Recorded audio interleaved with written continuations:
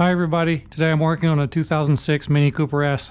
This car needs new axles. This car is actually leaking from both the left and right side axles, so I'm going to show you how to replace both axles today. And while it's possible to just replace the boots, that can be a little bit hard to get the CV's axles apart and put them back together without damaging anything. The outer boots aren't too bad, but the inside boot on the passenger side is pretty hard to disassemble and reassemble without losing a lot of little needle bearings and parts like that. So it's usually a pretty good idea to just replace the entire axle. Aftermarket replacement axles have gotten really cheap, so it's almost a no-brainer. As always, I'll put a link in the description where you can find the parts and the tools I use for this job. So the most important tool for this job is a big hammer, so make sure you have a big hammer before starting this job. And the way you know you need axles, you can just inspect the boots here. This outside one is okay. It's all solid and in one piece. A really common place for them to start leaking is from the inside passenger boot, because here is where sometimes oil drips on this boot and makes it soft, and it usually starts to fail right here on the inside part. When I push it, I can hear air, and you can see a little bit of grease falling out here. First thing we need to do is remove the wheels.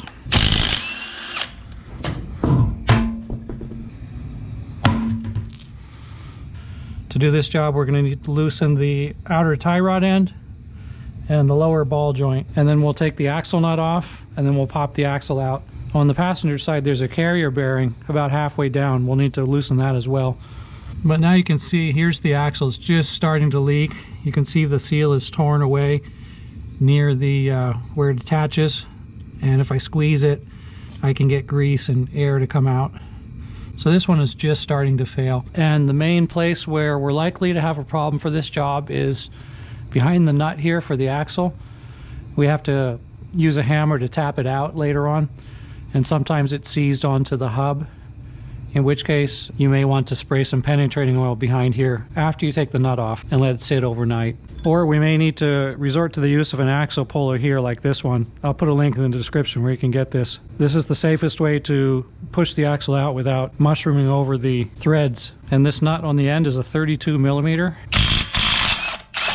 And it's not that hard to get off. We'll remove the other wheel and the other axle nut. Next, we'll remove the outer tie rod end. This is a 15 mil. It helps to have an extension on it. And then underneath here, we've got the outer ball joint, and there's an 18 mil on the bottom and a couple of 13s here. There's two ways to take this off. One, we could take these 13s out and tap on it and hope that the ball joint comes out from the steering knuckle here, which it usually does. Or you could remove the 18 on the bottom here and then hit right here with your giant hammer, and that will cause it to pop out. If you do it that way, you got to be careful of the brake rotor, not to dent it. About half of the time, if you take these two 13s out and tap here, it'll fall out. So we'll try it that way. And I've removed all the bolts before I start hitting anything with the hammer.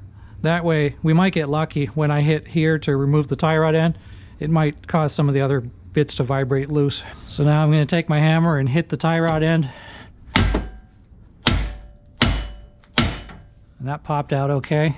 And I'm going to look underneath here. Yeah, it looks like it might have moved a little bit. We might get lucky. So I'm going to tap with the hammer right about here. There we go.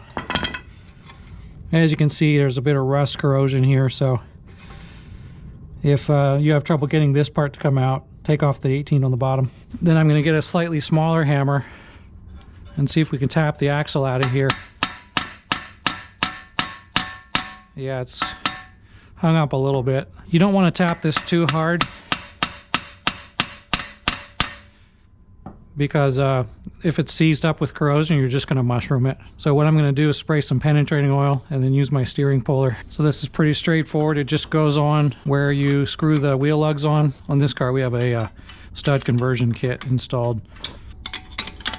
I'm going to stick a screwdriver in here to keep the whole thing from turning, and then wind this sucker down.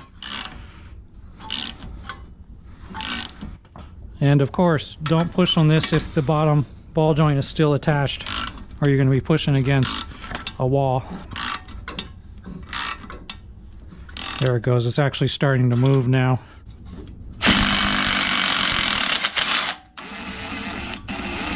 That worked pretty good. So yeah, be sure to pick up one of these.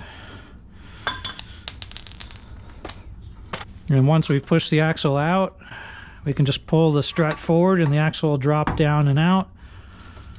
And we'll repeat on the other side. And this one's being a little more stubborn. I'll keep hitting it and it should pop free eventually.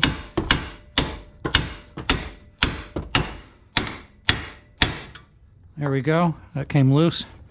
All right, let's see if we got any better luck with the axle on this side. Oh, we got lucky here. This one taps right out. And then we're gonna pop this axle out from the transmission. And when you take the axles out, you may leak fluid. The fill point is roughly in the same line as the axle slots, so chances are if you pull the axles out, nothing's gonna happen. But there's a possibility that the fluid might leak out.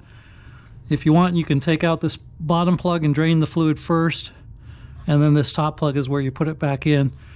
And the way you do it is you just use a pry bar here for the driver's side and just stick it in here and then pop it out.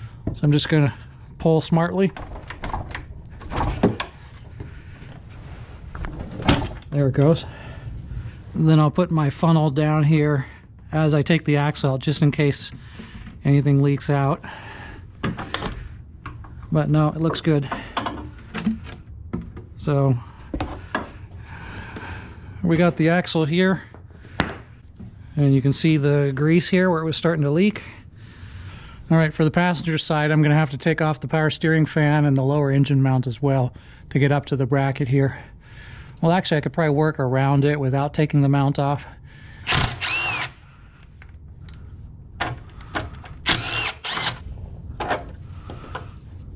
And pinch to pull the wiring harness off.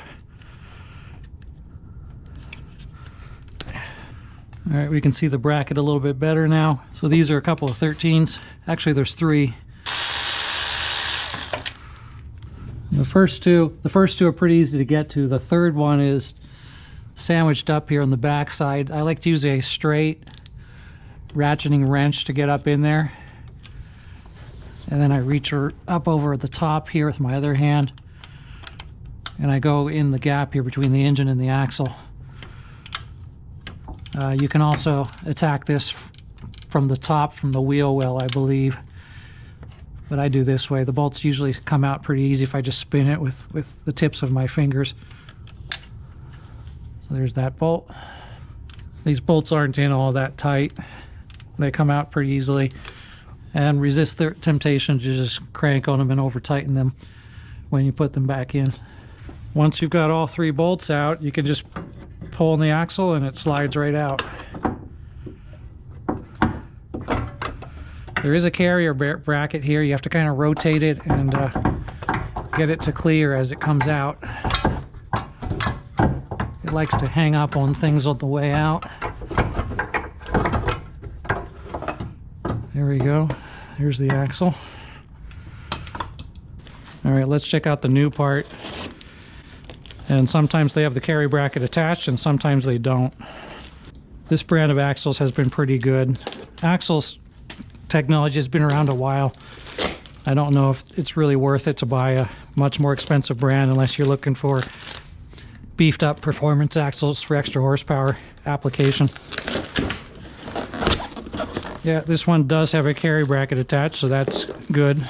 If you get a new axle that doesn't have the carrier bracket for the bearing, it's not too hard to replace. First, you're going to grab your old axle, tap off the dust shield, then we'll stick the axle in the vise. And it's flopping around. I guess it doesn't matter because this is the old one. Maybe I'll just pull it out.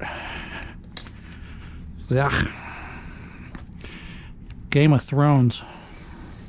And we'll take some snap ring pliers. A little awkward, but eventually you'll get it. This one's a little bit stuck. Let me whack it with a hammer at the same time. There we go. Then we just tap it off with a hammer. This hammer's kind of small. Let me get a bigger hammer. That's better.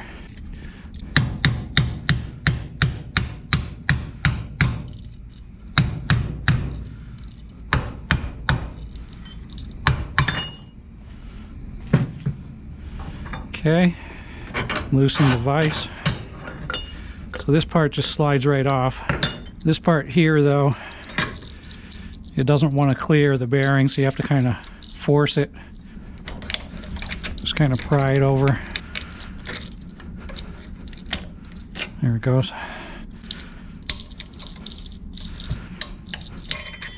Got it. Then we'll do the opposite for the new axle.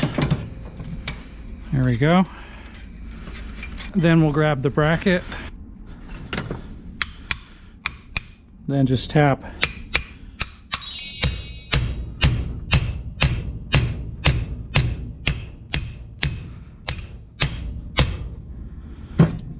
It helps to turn the axle so the little flat spot is where you get your snap ring access.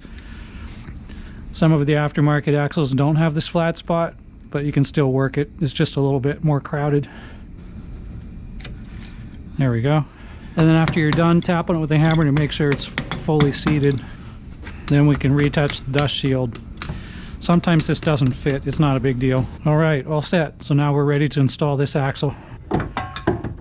And this carrier bearing likes to kind of rotate as you put it in, opposite of the angle it needs to be. So before we get going too far, we're gonna have to spin it around by hand, just like I just did. And make sure it's facing the right way before I put the shaft into the transmission. Once you get everything lined up, it should just slide right in. There we go. I'll go ahead and put the screws back in. I'll put all three in by hand first. And this last one here can be a little bit hard to reach. I'll kind of put the screw up from the bottom and guide it in with just the tips of my fingers and get the threads started. And I like to use a ratcheting wrench for this because it just speeds things up. You're dealing with a space here where you got maybe a couple of clicks worth or a few degrees worth of motion here. And with a regular wrench, I'd be here all day. And it doesn't need to be all that tight. Next, we can put the axle back into the hub. Before doing that, I'll put a little bit of anti-seize on here to make it easier to get off next time.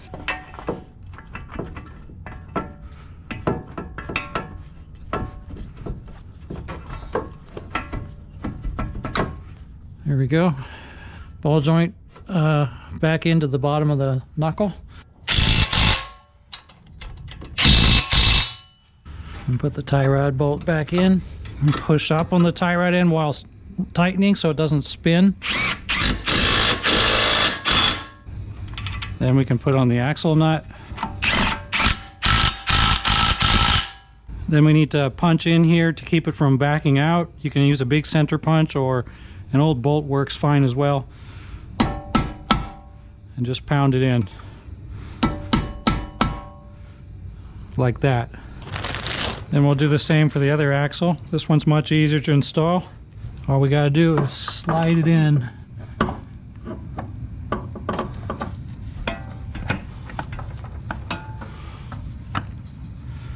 And then what I like to do is put it inside the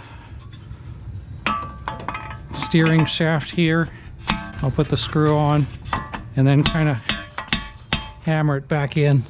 There's a little C-clip on the end that holds it in place, and you got to overcome that to pound it in, just like that.